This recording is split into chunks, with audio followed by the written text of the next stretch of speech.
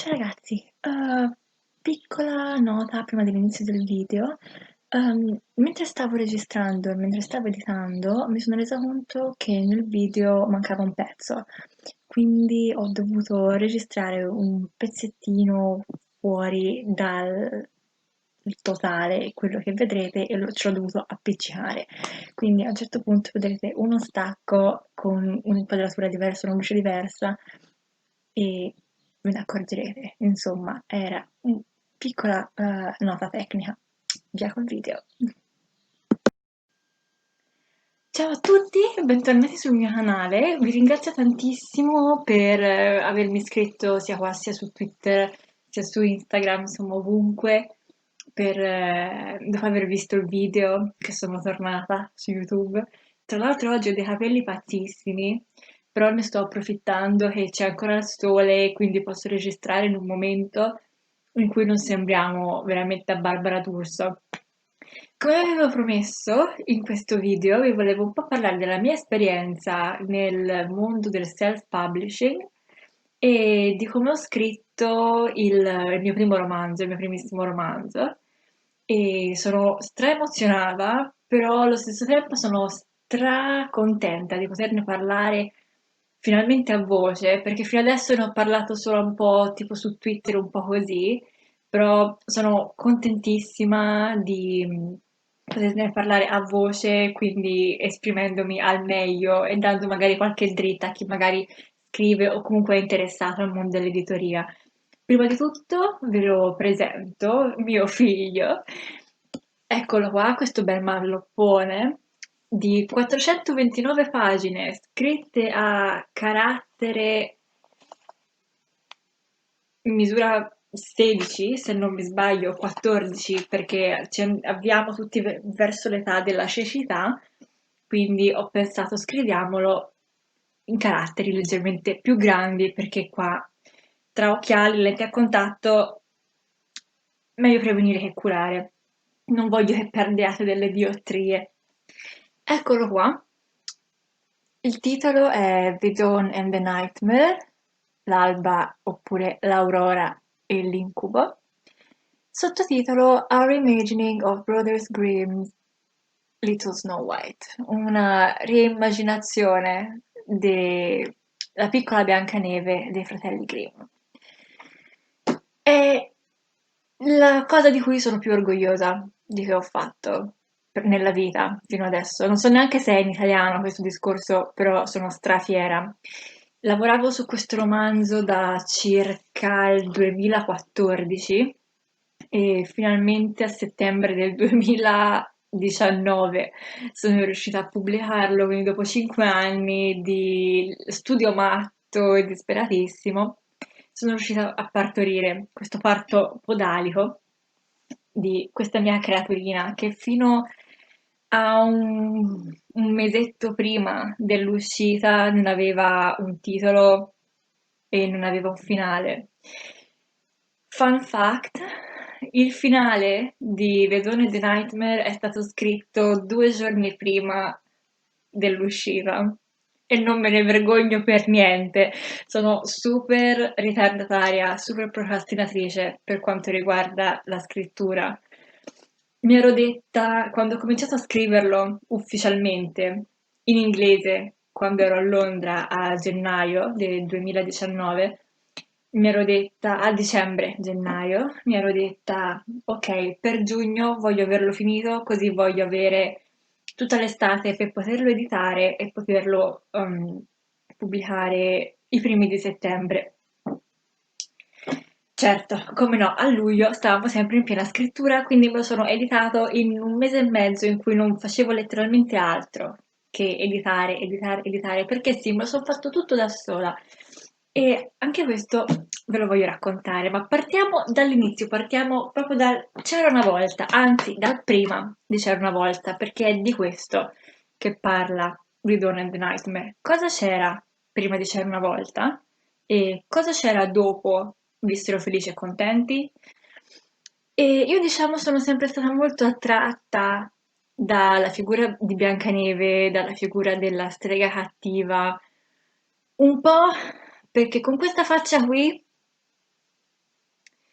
non è che potessi aspirare a fare altre principesse nella vita, sinceramente. Quindi sono sempre stata molto attratta da questa principessa che un po' mi assomigliava, avevo assolutamente zero modestia. Era circa la quinta liceo, era la quinta liceo e io ero nel pieno della mia fase ultra fantasy fiabe. Ero nel momento più clou della mia passione per le fiabe classiche e mi leggevo le storie dei Grimm, mi leggevo le storie di Andersen, ero ovviamente fuori di me per il film di Biancaneve e il cacciatore e tutte le varie adattamenti, ero nella fase proprio Biancaneve top. Quindi ero già nel mood. Poi uscì Frozen della Disney e da lì cominciai un po' a avere qualche rotella che mi girava nella testa e mi misi a rileggere anche la fiaba di Andersen della Regina delle Nevi. Il mio cervello ha fatto dei collegamenti che non sono mai riuscita bene o male a spiegarmi. Io mi ricordo di essere stata a letto una sera e pensare letteralmente fra il dormiveglia e se Biancaneve era la regina delle nevi? Cioè, questo è stato proprio il mio punto. E mi sono detta, ma come? Ma perché? Ho detto, vabbè, si chiama Biancaneve, può essere, cioè, quello è stato il mio lampo, no? E, e quindi ho cominciato a scrivere questa storia che era in realtà una fanfiction, era letteralmente una fanfiction Disney, una what if.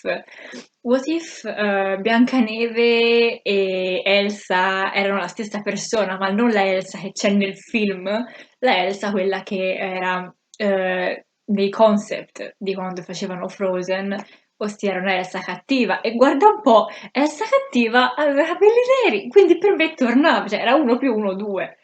Quindi ho detto, vabbè, è lampante nella mia testa di diciottenne, era lampante che il mio ragionamento funzionasse. Quindi scrivevo questa fanfiction veramente senza nemmeno pensare che potesse essere un libro, assolutamente no. E mi sono messa così a scriverla proprio giusto perché avevo questa idea in mente. E era totalmente, cioè una cosa veramente imbarazzantissima, no? Di una tristezza assurda. E un giorno a scuola dovevamo fare un progetto di arte, a lezione di arte ci fecero fare un progetto e ci dissero fate un quadro, ci disse il professore fate un quadro famoso di un pittore famoso che vi piace, fate questo quadro e poi fate una versione personalizzata, come quel quadro lo immaginate voi. E io feci il mandorlo in fiore di Van Gogh.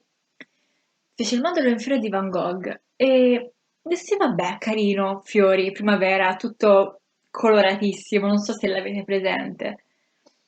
Sì, secondo me sì, perché siete tutte delle intellettualissime, quindi sì che lo conoscete.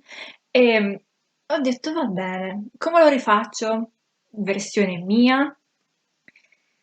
Dipingevo e venne fuori questo paesaggio invernale, questo albero morto, congelato, con queste stalattiti di ghiaccio, questi corvi. E io da lì infognatissima, cioè io vorrei farvelo vedere, cioè ve lo avrei voluto far vedere questo quadro. Peccato che quando mi sono diplomata il professore ha tenuto i disegni e quindi non so che fine abbia fatto, in realtà. Però, cioè, a vedere quell'albero in fiore colorato con gli alberi, con i rami fioriti, e poi vederlo accanto con le stalattiti al posto dei fiori e con i corvi, io sono partita, lì proprio mi partì l'ispirazione di dire ok, questo è il segno che c'era qualcosa di questa Biancaneve che non mi tornava perché cavolo chiami una bambina Biancaneve se... Cioè ci deve essere qualcosa oltre a... Perché il destino ha voluto che quella rosa lì nascesse e quella neve cadesse proprio in quel momento lì? E perché era proprio Biancaneve la più bella del rame? Non ce n'erano altre carine come lei. E perché la strega se l'era proprio presa con lei di questa cosa che doveva mangiare il suo cuore per essere bella come lei? Perché? Perché lo specchio parlava? Ecco qua, questa è la parte in cui che vi dicevo all'inizio del video, subito prima, la parte che era completamente saltata mentre facevo la prima registrazione e che quindi sto aggiungendo adesso. Sarà brutto da vedere sicuramente, però era necessario che aggiungessi anche queste cose. Ehm, Parlando della creazione e dell'ispirazione per The Dawn of the Nightmare, ci tenevo un sacco a dire che ci sono voluti tutti questi anni per la scrittura, per la stesura, perché come ho detto era una storia iniziata in un modo ed è andata totalmente da un'altra parte, totalmente, e soprattutto essendo una storia in cui io ho messo molto del mio, in questi anni, come sono cresciuta io, come la mia vita è cresciuta anche la storia, è cambiata anche la storia, sono cambiate le storie dei personaggi, tanto al punto che, ve l'ho detto, c'è il finale, l'ho scritto 2 giorni prima di pubblicarlo, quando era già stato pubblicizzato e tutto. Quindi, tanto per farvi un po' capire, e l'ispirazione, oltre alle fiabe classiche, oltre a una componente mitologica che ho dovuto creare da zero, essendo appassionatissima di mitologia e di creazione di mondi fantastici, ehm, oltre a queste passioni mie personali, la saga classica, la mitologia, che ho inserito per creare il mondo e il Pantheon di questo continente e di questi regni, è stata importantissima anche un'influenza che mi è venuta totalmente a caso, eh, molto spirituale, religiosa, su una storia biblica che sicuramente la conoscerete, quella dell'Esodo, e un po' che però è la storia di Mosè, quella che potete vedere anche nel Principe d'Egitto.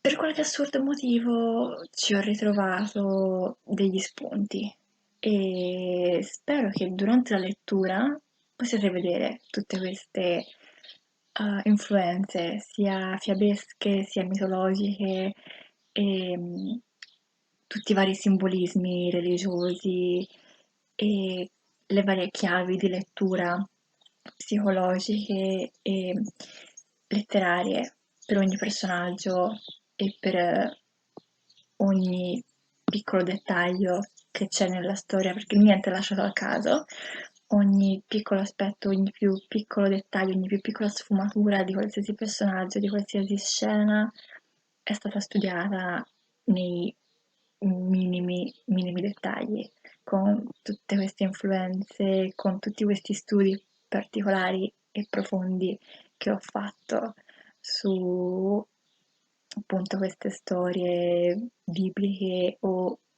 fantastiche della tradizione. E questa era la piccola nota che volevo aggiungere. Tornate al video. Tutte pippe mentali fondamentalmente che mi hanno portato a scrivere The Dawn of the Nightmare, che all'inizio si chiamava tipo The White Prophecy o qualcosa del genere, perché c'entrava tutta una profezia, cioè era proprio tutta un'altra storia, era tutta un'altra storia. E negli anni, cioè è una storia che era nata in un modo e poi si è sviluppata in totalmente un altro modo. E ci ho messo tanto del mio, quello che leggete, per questo io ci tengo tantissimo e se mi scende una lacrima mi ammazzo. Per questo ci tengo tantissimo che anche se lo legga una persona e a quella persona piace, io non ho mai avuto obiettivi per quanto riguarda la vendita, per quanto riguarda l'essere famosa come autrice, mai. Quello che volevo io era che ci fosse solamente una persona che lo prendesse, che lo leggesse senza conoscere niente di me e che gli rimanesse qualcosa di questa storia, di questi personaggi, dei messaggi che io voglio mandare con questo libro e con le storie dei vari personaggi.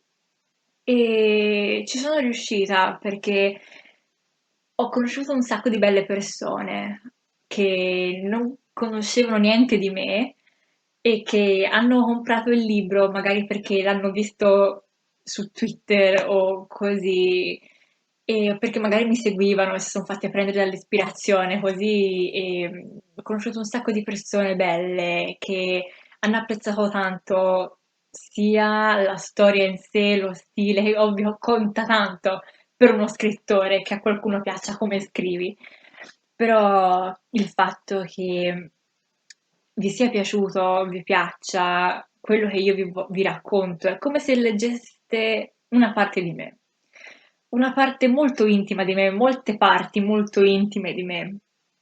E magari un giorno, in un futuro incredibile, in un universo parallelo, io sarò famosa e magari vi dirò quali parti di me sono finite in The Dawn of the Nightmare. Però ci sono molte parti di me finite là dentro e è come se vi avessi dato un pezzettino del mio cuoricino, un piccolo Horcrux che ho lasciato al mondo e non avrei mai pensato di farlo, sinceramente non ho mai pensato di pubblicarlo, non ricordo nemmeno come mi è venuto di dire ok, appena lo finisco lo pubblico.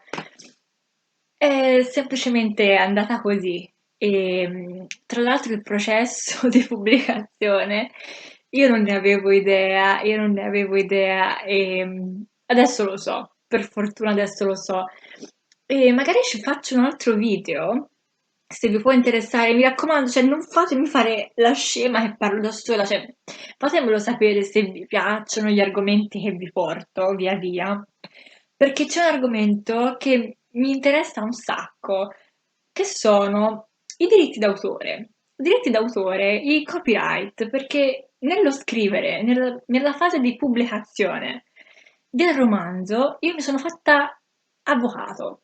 Mi sono fatta avvocato presso me stessa, perché ovviamente la Disney ha parlato di Biancaneve, hanno portato delle cose, cioè Hollywood ha delle proprietà sul nome Biancaneve, quindi ehm, mi sono chiesta cosa potessi scrivere e cosa non potessi scrivere. Ho dovuto apportare anche dei cambiamenti su alcuni personaggi o sulla trama stessa, pur di non incappare in problemi per quanto riguarda il copyright. E ho letto un sacco di cose stra interessanti, anche proprio sul caso del film di Biancaneve e il cacciatore, che io allucinatissima, se vi può interessare magari sapere queste piccole cose, quello che ho scoperto io, quello che ho cambiato io, e come si può, cosa si può pubblicare e cosa no, quali sono i diritti e quali no, fatemelo sapere perché è stra interessante, magari qualcuno che scrive fanfiction su un qualcosa brandizzato e che lo vuole pubblicare, magari non può farlo, ma lo fa per evitarvi che magari abbiate problemi. Quindi, perché no? È interessante se vi può far piacere. E però torniamo alla fase di pubblicazione. Io quando ho iniziato a pensare di pubblicarlo, dicevo sì, vabbè, ma chi se ne frega, mi prendo una copertina così, anche che ne so, una foto e la faccio come copertina. Io non avevo idea di come funzionava pubblicare, autopubblicare. Quando poi mi sono messa in testa, ok, voglio fare le cose per bene, mi sono detta, ok, cerchiamo qualcuno che mi fa una bella copertina. Fiverr è un'app, si chiama Fiverr, proprio Fiverr, di artisti freelance, c'ero anch'io per un periodo, di artisti freelance che potete contattare, è super affidabilissima e tra l'altro qualcuno di voi che mi segue c'è su Fiverr e lo so. Io ho trovato questa ragazza che è stato un po' il destino, penso, anche a farci trovare. Ho trovato questa ragazza fantastica, il suo nome lo trovate ovviamente nei copyright della copertina all'interno del libro, che ci siamo subito capite. E la copertina che vedete l'ha fatta lei e anche per la versione italiana che sto traducendo, ehm, la voglio far fare a lei. Forse sarà la stessa copertina, forse sarà completamente diversa, chi lo sa, però ehm, è stato una bella scoperta, anche un mondo di artisti freelance che si mettono a disposizione la propria arte sui social. È bello, bello, una bella iniziativa. Se siete artisti ve lo consiglio perché è una piattaforma di lancio pazzesca. E ovviamente poi mi sono informata su come pubblicare, perché e chi lo sa. Ho contattato alcune agenzie perché prima di farsi pubblicare devi avere un agente che ti rappresenta e devi avere un agente e l'agente poi, se ti vuole rappresentare, ti rindirizza alla casa editrice, prima a un editor e poi alla pubblicazione. Io ho contattato alcuni agenti, sia inglesi perché ero in Inghilterra e il libro è in inglese ovviamente, ho contattato alcuni agenti sia in Inghilterra sia in America, alcuni che rappresentano anche autori famosi che io leggo, quindi cioè, ero partita molto poco modesta. E le risposte che ho avuto erano molto soddisfacenti, però non erano quello che volevo io. Il libro è lungo e molti mi dicevano no per la lunghezza del libro. E io mi dicevo, ma pubblicate il Trono di Spade, perché non pubblicate me? Però era troppo lungo per quella categoria di agenzia. Il libro contiene momenti un po' crudi, quindi non rientra prettamente nella letteratura bambini. Quindi mi dicevano, ma è da ragazzi? Sì, è da ragazzi young adult, nuovi adult, diciamo così.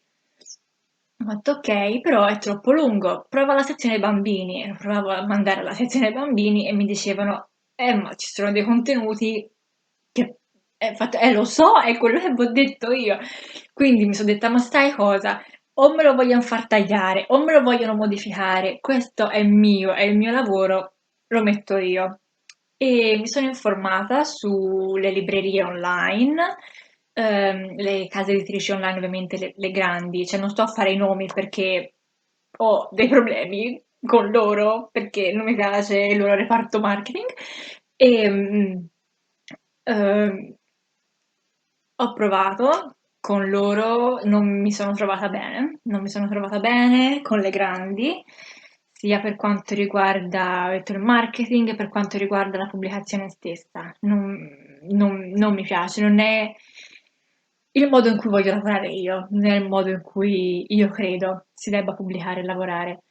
E poi ho guardato proprio autopubblicazione. Dove si autopubblica? Dove si autopubblica? Su Amazon. Non lo so se posso fare il nome, però io lo faccio. Su Amazon c'è la piattaforma di creazione e autopubblicazione Kindle Direct Publishing, in cui puoi pubblicare sia su Kindle sia in cartaceo. Mi sono iscritta lì, ho fatto tutto e mi sono ritrovata a pensare di dover formattare un libro, una cosa che io non avevo mai fatto, formattare per renderlo fruibile per la versione Kindle. E anche lì mi son dovuta dire: "Ma come faccio? Devo parlare con qualcuno, devo farlo fare a qualcuno". Ovviamente ci sono i formattatori, ovviamente ci sono gli ingegneri elettronici che fanno queste cose. E mi era stato reindirizzato, ovviamente. Ho parlato, cioè non è che sono totalmente indipendente, ho parlato, ho chiesto informazioni a persone del settore per sapere come muovermi e tutti mi hanno indirizzato, bene o male, le stesse scelte. ossia crearmi un team di editori che controllino le bozze, ehm, ingegneri elettronici, formattatori per quanto riguarda la formattazione nei vari formati, per i vari Kindle, Kobo, eccetera. Io non ero onestamente nella situazione economica per poter pagare tutto il team e quindi chi fa da sé fa per tre. Mi sono editata tutta la mia bozza, me la sto traducendo tutta da sola dall'inglese all'italiano e anche perché io credo di sapere io stessa meglio di chiunque altro che cosa voglio dire, di cosa voglio parlare. Quindi l'uso delle parole, l'uso di una certa frase, lo so io meglio di un qualsiasi team che magari la vuole correggere e stravolgere il significato. Non è arroganza, è un dato di fatto. Io so cosa voglio dire. E quindi mi sono corretta tutto da sola e fiera dei miei anni da adolescente blogger su Tumblr, mi sono ricordata, ma io cavolo, io sapevo codificare, io sapevo fare HTML a 14 anni, poi non lo so fare adesso a 23-24 e quindi mi sono tutta formattata il libro da sola nei vari formati Kindle, Kobo, eccetera, eccetera.